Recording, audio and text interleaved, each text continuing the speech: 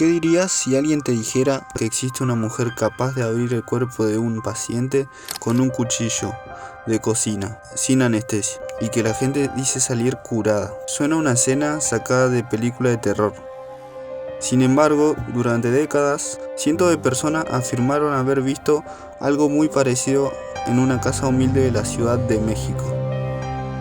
Su nombre era Bárbara Guerrero, pero casi nadie la conocía así. Para todos simplemente era Pachita.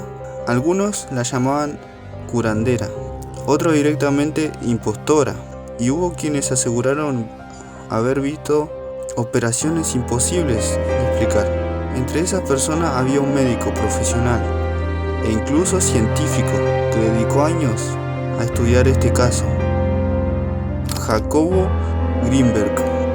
Lo sorprendente es que, después de investigar mucho tiempo, dijo haber visto fenómenos que no podía explicar. Pero, ¿qué pasó realmente en esa habitación? ¿Fue uno de los mayores fraudes del siglo? ¿Un caso de sugestión? ¿O estamos frente a un misterio que todavía se resiste a una explicación completa? Hoy vamos a reconstruir la historia de Pachita, separando los hechos documentados de los testimonios y las teorías. La pregunta es, ¿quién era realmente Pachita? Su nombre real es Bárbara Guerrero. Según ella, cuando entraba en trance, era guiada por el espíritu antiguo de un médico indígena llamado Cuauhtémoc. Decía que no era ella quien operaba, que simplemente prestaba su cuerpo. Y esa es la explicación que convencía a mucha gente de que tenía un don extraordinario. Otros pensaban que era toda una representación muy armada, pero lo más llamativo no eran sus palabras, era lo que, según cientos de personas, ocurría dentro de una pequeña habitación de su casa. Ahí empezaban las escenas que hasta hoy siguen siendo motivo de debate. Los relatos más repetidos hablan de pacientes que entraban a una habitación sencilla. No había un quirófano, no había equipos médicos, y según los testimonios tampoco había anestesia.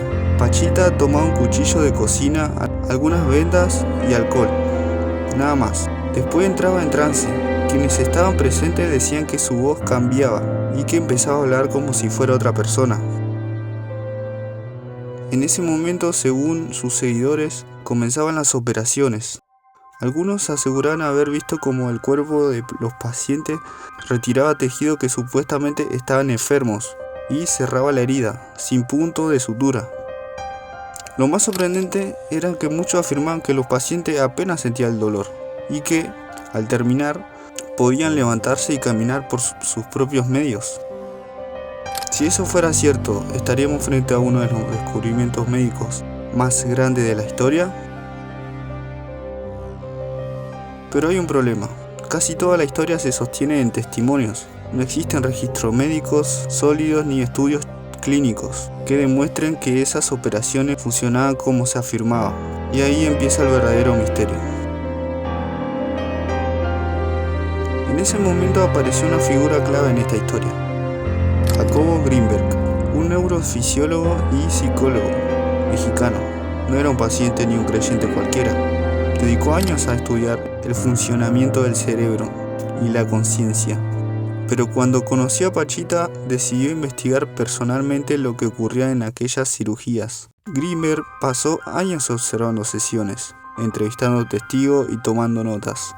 Lo que escribió no demuestra que existieran pruebas médicas y sólidas detrás de esas operaciones. Sin embargo, dejó constancia de haber presenciado experiencias que, para él, no tenían una explicación sencilla. Hasta acá todo lo que vimos puede sonar fascinante, pero también aparece una pregunta inevitable. ¿Qué tan confiables son estos relatos?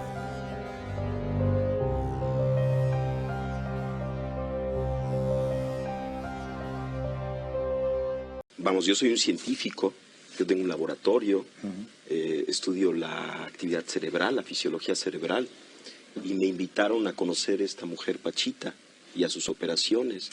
Y lo que yo vi ahí, en principio, contradecía todo concepto y todo conocimiento que yo tenía acerca de la realidad. Y a mí lo que me enseñó esto que vi, que Salvador pues lo estaba describiendo y que yo fui testigo también de aquello, lo que me enseñó es que yo no puedo decir cuál es el límite de la capacidad humana.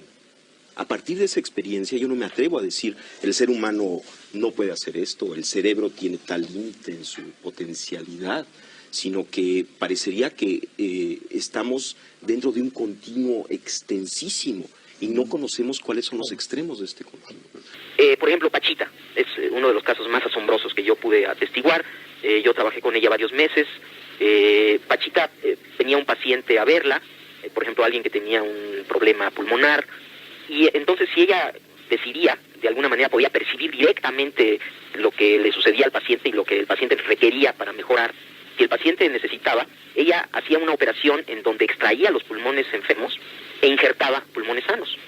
Ahora, esto es inconcebible. Vamos, la cirugía actual ya empieza a hacer este tipo de operaciones, pero la forma en la que Pachita hacía estas operaciones era con prácticamente las manos vacías. El único instrumento que utilizaba era un cuchillo de monte, muy burdo, muy grande, y además las operaciones eran realizadas en minutos. Era casi instantáneo, ¿no? Lo que se hacía.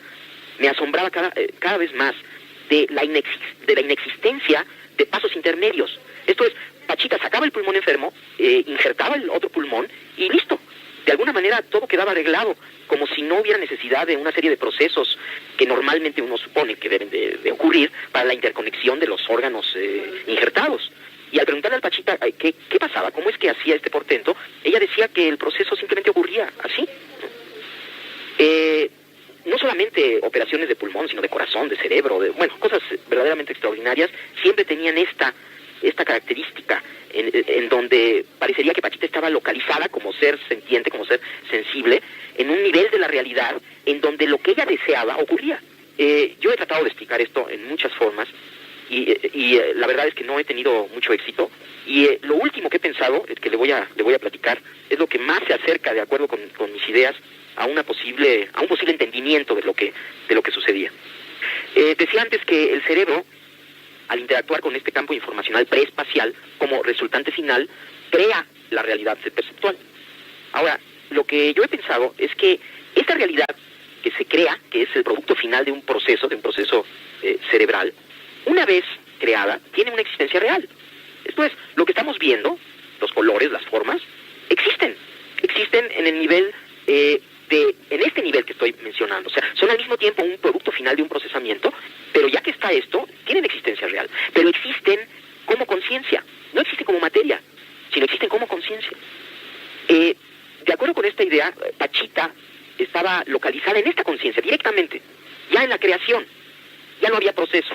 Y las leyes de esta conciencia, que llamamos mundo, que llamamos objetos, que en realidad es pura conciencia, de alguna manera ella las manejaba.